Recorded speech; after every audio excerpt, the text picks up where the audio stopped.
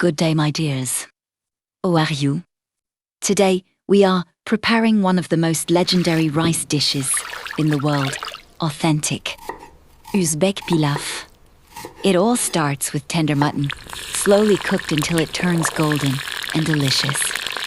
Fresh onions and sweet carrots are added, filling the air with a wonderful aroma. Fragrant spices bring everything together. Then perfectly washed rice is carefully placed on top. As the pilaf slowly steams, each grain absorbs its rich flavor. Finally, it is served on a traditional plate with garlic, fresh bread, and a crunchy salad. One look is enough to make anyone hungry. Will you try this amazing Uzbek pilaf?